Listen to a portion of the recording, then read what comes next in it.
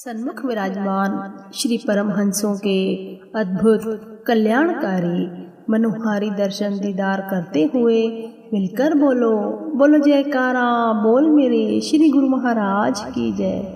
वर्तमान भूत भविष्य सबके हैं ज्ञाता, नाम है श्री परमहंस गुरु महाराज जी, गुरुमुखों के हैं भाग्य विधाता। गुरुमुखों ये सत्य है कि श्री परमहंस गुरु महाराज जी गुरुमुखों के भाग्य विधाता हैं। वे तो त्रिकालदर्शी हैं। गुरुमुखों पर आने वाली तकलीफों को पहले से ही भांप लेते हैं और उन्हें दूर करने के लिए गुरुमुखों की हर युग में हर समय में सहायता करने के लिए दुर्धाम से वे धराधाम पर अवतरित होते हैं।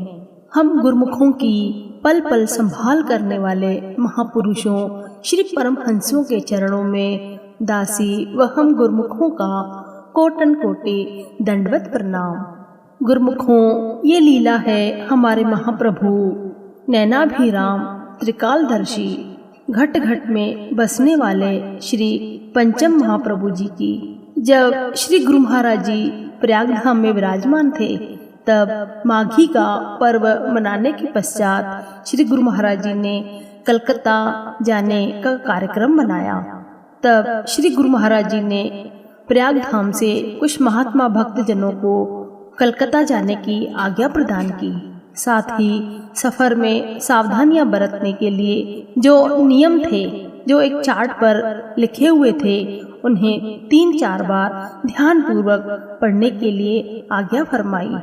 उसके बाद श्री गुरु महाराज जी ने स्वयं ही श्री वचन फरमाए कि सफर सतर्कता और सावधानी से करें। सफर के सभी नियमों की पालना अवश्य करें। रात्रि समय खौफ खतरे वाले मार्ग पर सफर न करें। गाड़ी की स्पीड नियंत्रित रखें और पीछे आ रहे वाहन को साइड अवश्य दें। इन सारे आवश्यक नियमों से अवगत करवाकर श्री गुरु महाराज जी ने उन महात्मा भक्तों को आशीर्वाद प्रदान किया और श्री आज्ञा में दृढ़ रहने का आदेश भी दिया। गुरुमुखों अगले दिन सुबह के समय श्री प्रयागधाम से 14 महात्मा भक्तजन एक पिकअप में कलकत्ता के लिए रवाना हुए। श्री सतगुरुदेव जी महाराज के गुणानुवाद गाते हुए तथा भजन सुमरण करते हुए पहले दिन रात्रि के समय नागपुर में पहुंचकर आश्रम पर विश्राम किया। बार बार सबके मन में महाप्रभु जी के वचन स्मरण हो आते और परस्पर यही कहते कि न जाने क्यों इस बार विशेष रूप से सावधान एवं सतर्क रहने की श्री आज्ञा हुई है। दूसरे दिन प्रातः समय यात्रा आरंभ की। महात्मा जनों ने सारा दिन यथा समय भोजन आदि कर यात्रा की।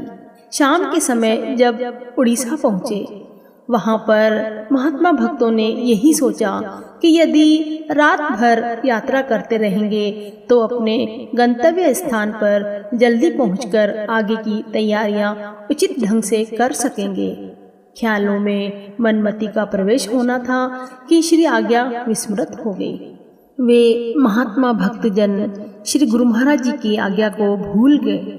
आगा पीछा कुछ न सोचा और रात्रि हो जाने पर भी यात्रा जारी रखी। रात्रि के 10-11 बजे उन्हें एहसास हुआ कि इस सड़क पर न तो कोई गाड़ी आ रही है और न ही कोई गाड़ी जा रही है। एकाएक उन्हें ख्याल आया कि वे खतरनाक स्थान पर आ पहुँचे हैं। रात्रि के समय इस राष्ट्रीय मार्ग पर अकेले वाहन का जाना सुरक्षित नहीं। सुरक्षा की दृष्टि से 20-25 वाहन इकट्ठे ही इस मार्ग से गुजरते हैं। यहाँ कुछ क्षेत्र में नक्सलवादी अपने जाल में फंसाकर यात्री वाहनों को लूटते हैं।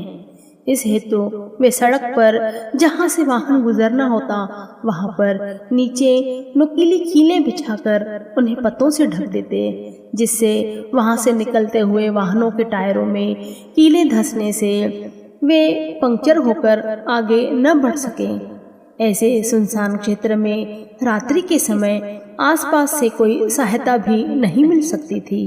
पिकअप जो इस स्थान पर पहुंच गई, उसके लिए यहाँ से आगे जाने के अतिरिक्त अन्य कोई विकल्प न था।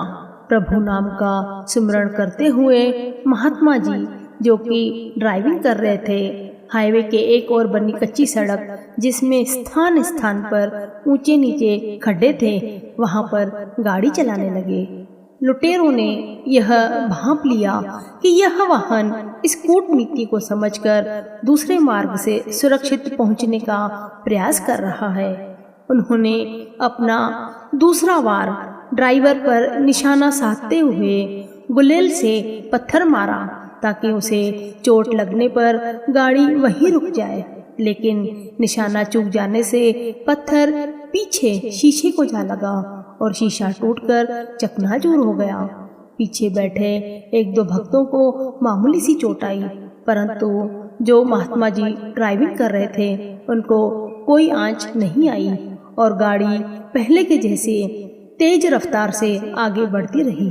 आगे जाकर पेट्रोल पंप पर रुक गई। यह स्थान भी खतरे से खाली नहीं था, क्योंकि पेट्रोल पंप के मालिक ने स्पष्ट कह दिया कि यहाँ ठहरने की कोई व्यवस्था नहीं है, यहाँ पर रुकना सुरक्षित नहीं। सभी महात्मा जन मन ही मन सुमिरन करने लगे।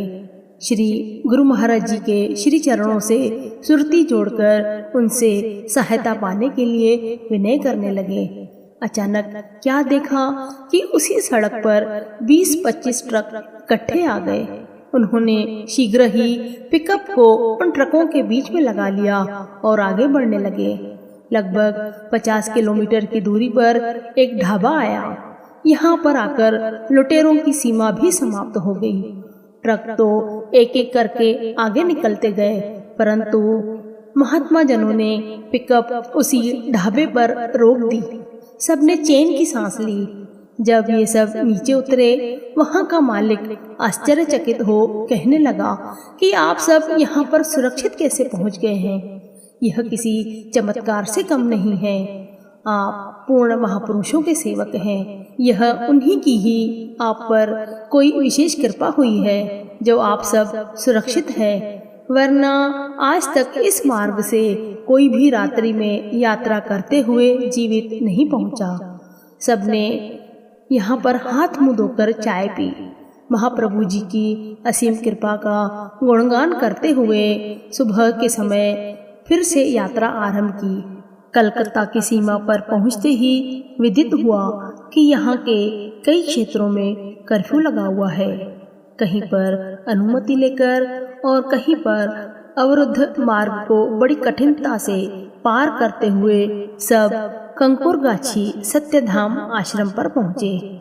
यहाँ से फिर हावड़ा प्रीतिधाम आश्रम की ओर प्रस्थान किया। श्री सद्गुरुदेव जी महाराज का 2-3 दिन पश्चात कलकत्ता में शुभ आगमन बड़ी धूमधाम से हुआ। पिकअप में आए हुए गुरमुखों ने निजी सेवादारों को सफर में घटित भयानक परिस्थिति का सारा विवरण सुनाया, जिसके सुनते ही सबके रोंगटे खड़े हो गए। उन्होंने उस रात्रि में श्री प्रयागधाम में जो लीला हुई थी उसका बखान करते हुए कहा कि एक भक्त श्री दर्शनों के समय एक टोकरे में कुछ नारियल रखकर ले आया। अभी सत्संग आरंभ भी नहीं हुआ था कि महाप्रभु जी ने उस टोकरे में से एक एक करके लगातार 14-15 नारियल उठाए और उन्हें सामने जमीन पर फोड़ते गए। यह वही समय था जब लुटेरे पिकअप पर वार कर रहे थे। कंकरों के स्थान पर श्री गुरु महाराज जी नारियल फोड़ने की लीला रचाकर सेवकों को सुरक्षित कर दिया।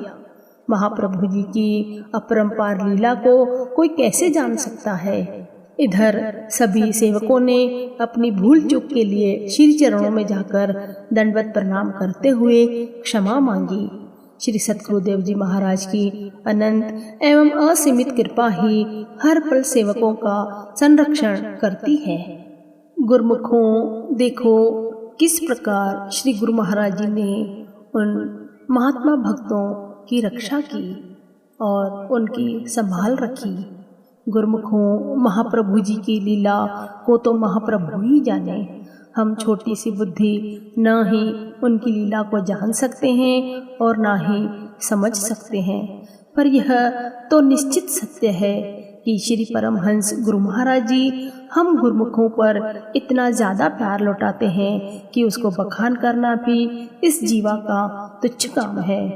अतः हर गुरुमुख का यही फर्ज है कि श्री परमहंसों के प्यार की कद्र करते हुए उनके उपकारों का गुणानुवाद करते हुए 5 नियम और 2 घंटे भजन अभ्यास करें और महापुरुषों की प्रसन्नता को प्राप्त करें और अपने जीवन को सुखी व मंगलमय बनाएं। बोलो जयकारा बोल मेरे श्री गुरु महाराज की जय।